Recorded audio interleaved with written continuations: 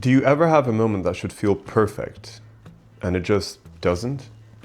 Like everything is in place and still something's missing? Now, I used to think I was the only person that felt this way until I watched a scene from Waking Life, a film built around conversation on the consciousness, dreams, and what it means to be aware. Let me show you a little clip. There's nothing new, nothing different. Same pattern over and over. The same clouds, same music, the same insight felt an hour or an eternity ago. Now I remember this happened to me before. Now that feeling that character talks about, a sense that you've been here before, the same patterns, same routines, same thoughts, like you've already lived this moment. That was my aha moment. Because once you see it, you can't unsee it. Days start blending together. Conversations feel repetitive. Reactions become predictable. It's like life isn't necessarily dull, it just feels repeated.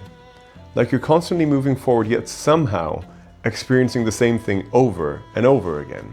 Now, I've stayed in this rabbit hole a little bit too long, but I've made a fascinating discovery. I've realized that actually, nothing is wrong at all. What do I mean by that? Let's take a look at Maslow's hierarchy of needs. This is a 5-tier hierarchy proposed by Abraham Maslow, who was an American psychologist. What he tries to convey is, in simple terms, you can't learn to run if you can't walk. Sounds simple enough, right? Now let's take a look at this pyramid in depth. At the base, you have the essentials, your food, shelter, and safety. Then it moves up to connection, belonging. Then up to esteem, your respect, your achievements, and at the very top, self-actualization, becoming who you're capable of becoming. This can look like discipline in the gym, expressing yourself through art, learning, contributing, whatever it takes to realize your truest potential. Now, each stage has its own struggles. Survival isn't easy when stability isn't there. Connection can sometimes feel uncertain, and that's why you may not be able to feel like you belong somewhere.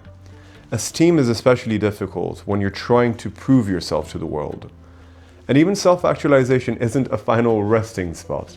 It has its own weight, which is constant growing, constant becoming. Now, if I were to look at myself through this lens, I feel blessed, to be honest. I have stability, alhamdulillah. I have people around me. I am well liked and respected, I believe, in my local community and at work.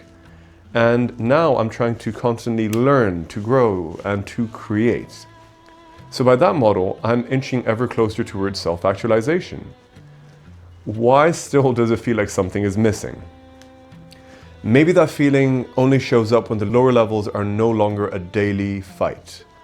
When you're not struggling to survive, your mind starts searching for other things to wrestle with. And maybe that's a kind of a privilege in and of its own, not in a dismissive way. Because pressure doesn't always disappear, it changes shape. And sometimes, even having the time to ask, is this enough, is its own type of pressure. And I don't think this feeling is new. There's an ancient text, the Ecclesiastes, often linked to King Solomon, a ruler known for his wisdom, power, and immense wealth. After experiencing all of it, he wrote, "Vanity of vanities, all is vanity." After everything he built, saw, and experienced, it all felt empty. And then you have Seneca, a Roman philosopher, advisor to the emperors living at the height of power in the Roman Empire. And even he described this quiet restlessness, moving through life, but never quite feeling settled. Different time, same feeling. And then there's Arthur Schopenhauer, a philosopher who saw life very clearly. He believed life swings between two states, wanting something and then feeling bored once you have it. You chase something, it feels good for a moment, but then it fades, and you're right back to wanting again. Then I think about a scene in Attack on Titan, where Eren, Mikasa, and Armin finally see the ocean. They're just there, fully present, no overthinking, just taking it in. And it made me realize something. At some point, I stopped doing that. Stopped noticing the beauty in simple, everyday things.